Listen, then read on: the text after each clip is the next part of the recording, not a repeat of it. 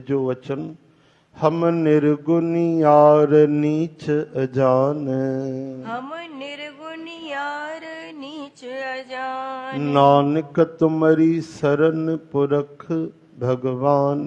नानक तुम्हारी शरण पूरख भगवान।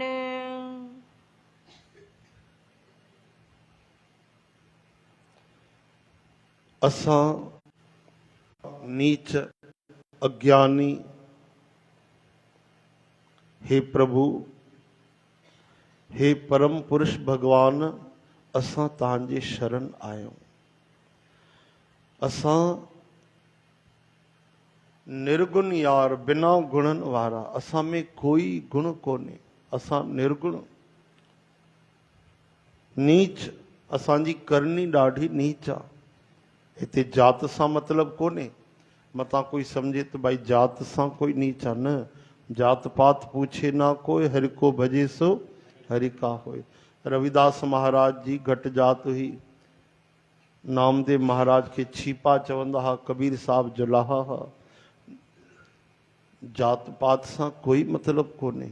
नीच यानी जंहिंजा कर्म नीच आहिनि। त असां में कोई गुण कोन्हे, असां नीच अज्ञानी, हे परम पुरुष तव्हांजे शरण आहियूं। हरे राम। अर्थ थींदा आहिनि सात संगत जी।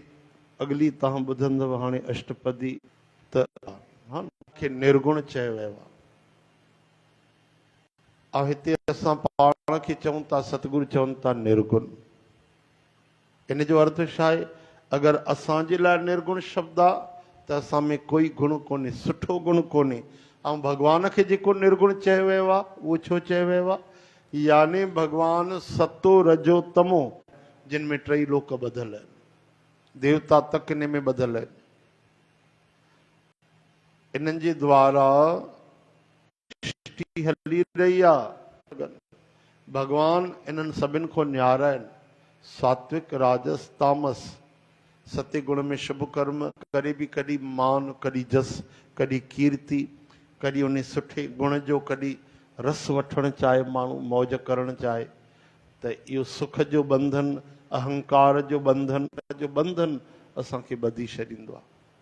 पर चूंकि सात्विक गुण आहे, सुठो गुण आहे, हा न, दान करणु, सेवा करणु, भजन करणु, इन करे हे जीव नरक त न वेंदो आहे, ख़राब जुणियुनि में बि न वेंदो आहे, पर वरी उनखे मनुष्य देह में अचणो पवंदो आहे। या देवता ठही करे काफ़ी सालनि तक, काफ़ी लखनि सालनि तक उहो सुख भोगींदो आहे, लेकिन वरी उनखे मनुष्य रूप में अचणो ई पवंदो आहे, छो जो शुद्ध भक्ति न थी। त केवल भगवान ही आहिनि, देवता बि इन में ॿधल आहिनि। जॾहिं सत्य गुण में इहो हाल आहे कि शुभ कर्म करे, दान सेवा उपकार करे, माण्हू वाहवाही चाहे, धन चाहे, नालो चाहे, त उहो ॿधिजी थो वञे। वरी जनम मरण में थो अचे, त पोइ रजे ऐं तमे जी कहिड़ी हालत हूंदी। रजे गुण में त सिधो माण्हू अची किरंदो आहे गर्भ में, ऐं तमे गुण में त नरक वेंदो आहे, ख़राब जुणियुनि में वेंदो आहे। इन करे असां निर्गुण यार आहियूं, भगवान निर्गुण आहिनि। असां में कोई गुण कोन्हे, भगवान टिनी गुणनि खां न्यारा आहिनि। इन जो इहो अर्थ आहे। लेकिन ध्यानु ॾिजो, सतगुरु चवनि था असां में कोई गुण बि कोन्हे, असांजी करनी बि ॾाढी नीच आहे, असां में कोई ज्ञान बि कोन्हे। प्रभु अज्ञानी आहियूं, कुझु न ॼाणूं। 1000 बार सत्संग ॿुधासीं, पोइ बि असां अज्ञानीअ जा अज्ञानी। जेॾी महिल उहो अमल करण जी स्थिति ईंदी आहे त सभु सत्संग विसरी वेंदा आहिनि। खूब ॿुधंदा पियो, सिमरन कयो, सेवा कयो, लेकिन जेॾी महिल उहा घड़ी ईंदी आहे परीक्षा जी, सभु विसरी वेंदा आहिनि। यादि रहंदो आहे, पोइ बि अमल न करे सघंदा आहियूं। हाणे ॿुधायो, अहिड़ी त असांजी हालत आहे। लेकिन एतिरो सभु हूंदे बि असां में कोई गुण कोन्हे, नीच आहियूं, अज्ञानी आहियूं, पर यादि रखिजो तव्हांजे शरण बि आहियूं। चओ हरे राम। हरे राम। यानी इहा आख़िरी ॻाल्हि जेकी सतगुरनि चई छॾियऊं कि नानक तुम्हारी शरण, पुरख भगवान। शरणागति जो अर्थ ई इहो आहे कि हाणे असांजो सभु हिसाब किताब तव्हांजे मथां अची वियो। असांजा पाप अपराध उहो सभु तव्हां ई संभालियो। असांजी अयोग्यता, असांजा दुर्गुण दुराचार, असांजो अज्ञान हाणे तव्हांखे ई संभालणो आहे। इन जो सरल अर्थ इहो ई आहे। चओ हरे राम। हरे राम। जीअं कंहिं माण्हूअ ते कर्ज़ चढ़ियल हुजे, उन जे मथां कोई ॾाढा दुख हुजनि, कर्ज़ हुजे, मर्ज़ हुजे, बीमारी हुजे, पर उनखे कोई वॾो अरबपति कोई गोद वठे उनखे माण्हूअ खे, भई ठीकु आहे, अॼु खां तूं मुंहिंजो आहे, तूं मुंहिंजो पुटु आहे, मां तोखे गोद थो वठां। कोई वॾो सेठ अरबपति खरबपति वठे, पोइ उनखे 25-50 लख जेको कर्ज़ आहे उनजी चिंता न रहंदी। बीमारीअ में 10 लख इलाज करिणो आहे, काई चिंता न आहे, छो जो जंहिं मूंखे गोद वरितो आहे उहो त करोड़े रुपया रोज़ कमाईंदो आहे। जहिड़ी तरह सां पुट जो पिकार थी वेंदो आहे, कमाइणो न पवंदो आहे। हिकिड़े पिता पंहिंजे जीवन में करोड़े रुपया कमाया, और छोरो आयो और पीउ जी मिल्कियत ते हुनजो राज थियो। त अहिड़ी तरह सां शरणागति बि एॾी वॾी शइ आहे। साधक संजीवनीअ में गीता में पढ़ी ॾिसो त जंहिं भॻवान जी शरण वरिती, सम्झो भॻवानु उनखे पंहिंजो बणाए छॾियो। ऐं असां कोई गोद वारा पुट न आहियूं, अनाथ न आहियूं, सदा खां ई उन जी संतान आहियूं, सदा खां। एव जीवो मम अंशः, भॻवान चवनि था। त ॿुधायो, असां भॻवान जा बणी वियासीं त दुख कष्ट पीड़ा पाप ताप अपराध असांजा कीअं रहिजी विया।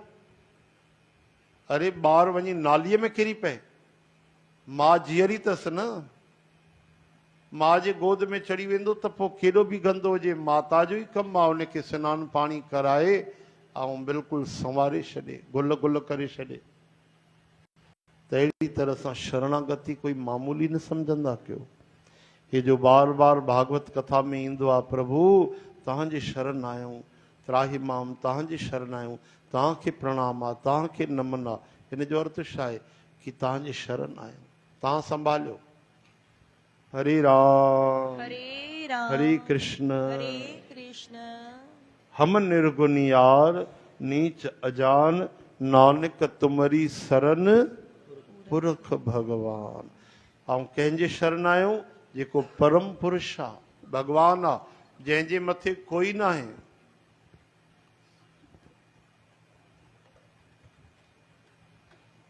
जंहिंजे मथां कोई सरकार कोन्हे, सभिनि खां वॾो जेको सर्वशक्तिमान प्रभु पाण ई आहे। चओ हरे राम। अहिड़े भॻवान जी असां शरण आहियूं। वाह वाह। बसि हाणे असांजो कमु छा आहे, बसि उन खे यादि करणु, उन जो सहारो खणणु, उन सां प्रेम करणु, उन जा गीत ॻाइणु, उन जो भॼन करणु। ॿियो कोई कमु कोन्हे, बाक़ी सभु उहे ई संभालींदा।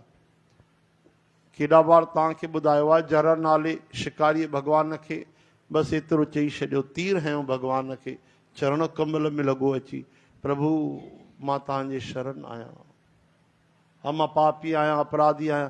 हाणे शिकारीअ जहिड़ो माण्हू केरु हूंदो जंहिंजो सॼो जीवन त्याग करण में, निर्दोष मासूम जीवन खे मारींदा ई था आहिनि, पकड़ींदा आहिनि, या त पकड़े कैद में विझी छॾींदा आहिनि, या त हाणे ॿुधायो, कई जीव अहिड़ा हूंदा आहिनि, माण्हू पालींदा थोरी न आहिनि उन्हनि खे। तोतो पालींदा आहिनि, मुर्गा कोई पालींदो आहे ॿुधायो, बकरा कोई पालींदो आहे। त पोइ चए थो मां जीवन भर हिंसा कई आहे, पंहिंजे मुंहं सां थो चए। भॻवान चवनि था, अरे बंदि कर रोअण, बसि कर, फालतू न रो, तूं चई छॾियो न मुंहिंजे शरण आहियां, ख़तमु थी वई ॻाल्हि। हाणे सशरीर भॻवान विमान ते चाढ़े वैकुंठ मोकिले छॾियो। हाणे अहिड़ो दीन बंधु दीनानाथ भक्त वत्सल अकारण करुणा दया करण वारो भॻवान ॿियो केरु हूंदो ॿुधायो। चओ हरे राम। तंहिंजे करे उन भॻवान खे चओ, प्रभुअ खे, त प्रभु मां तुंहिंजी शरण आहियां,